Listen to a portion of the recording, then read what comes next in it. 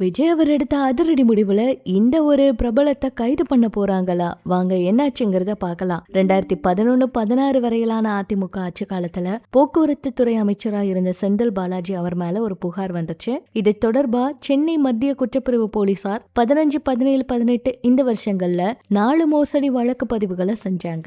MP, MLAக்கள் மீதான வழக்குகளை விசாரிக்கிற சென்னை சிறப்பு நீதிமன்றத்துல இந்த வழக்கு இப்ப விசாரணை நடந்துகிட்டு இருக்கு.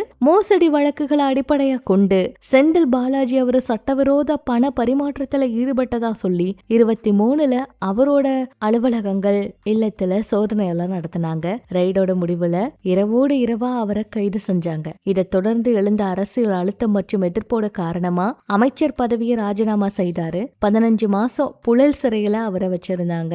அண்மையில உச்சநீதிமன்றத்துல ஜாமீன்ல விடுவிக்கப்பட்டாரு. வழக்கமா இந்த மாதிரி வழக்குகளை தொடர அமலாக்கத்துறை அரசோட அனுமதி தேவையில்லை அப்படிங்கிற ஒரு நிலைமை இருந்துச்சு. குற்றச்சாட்டுல சிக்கினவங்க பொது ஊழியரா இருந்தா அவங்க மேல வழக்க தொடர்ந்து சட்டப்படி மாநில அரசு கிட்ட கட்டாயம் அனுமதி பெறணும் அப்படின்னு உச்சநீதிமன்றம் அண்மையில உத்தரவிட்டு, இது காரணமா செந்தில் பாலாஜி அவர் மேல வழக்கு சட்டப்படி தொடர்ந்து நடத்த அனுமதி கோரி தமிழக அரசுக்கு அமலாக்கத்துறை கடிதம் அனுப்பியிருந்தாங்க. அவங்க திமுக இருந்ததுனால அப்போதைய ஸ்டாலின் அவருடைய தலைமையிலான அரசு இந்த விவகாரத்துல முடிவெடுக்கல, அதை தாமதப்படுத்திக்கிட்டே இருந்தாங்க. பிகன்மி மீடியா வழங்கும் legends and icons awards 2026 June 20 ஆட்டம் ரைடன் கன்வென்ஷன் சென்டர். தமிழகத்துல தாவேகா ஆட்சி அமைஞ்சிருக்க சூழல்ல அமலாக்கத்துறையோட கோரிக்கையை ஏற்ற தமிழக அரசு அது தொடர்பா பொறுப்பு ஆளுநர் ராஜேந்திர அர்லேகருக்கு பரிந்துரை கடிதம் அனுப்பியிருக்காங்களாம். இந்த கோரிக்கையை ஏற்றுக்கொண்டு செந்தில் பாலாஜி அவர் மீதான மோசடி வழக்கை தொடர்ந்து அந்த வழக்கு நடத்த ஆளுநர் அவரும் அதிகாரப்பூர்வ ஒப்புதல் கொடுத்துட்டாராம். ஆளுநரோட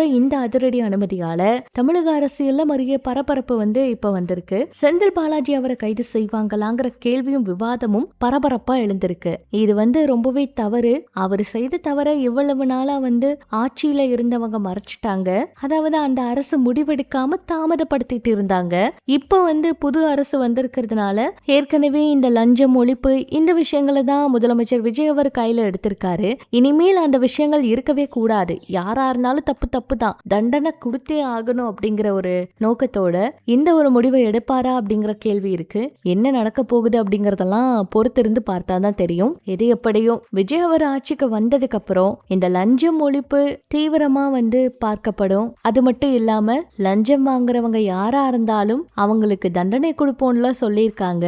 என்ன நடக்க போகுது அப்படிங்கறத பொறுத்திருந்துதான் பார்க்கணும். இன்னும் விஜய் அவருடைய ஆட்சியில மக்களும் நிறைய எதிர்பார்த்துக்கிட்டு இருக்காங்க. இது பற்றி உங்களோட கருத்துக்களை பதிவிடுங்க. மேலும் இது போல சினிமா அரசியல் தகவலை தெரிஞ்சுக்க நம்ம சேனல் கூட இணைஞ்சிருங்க.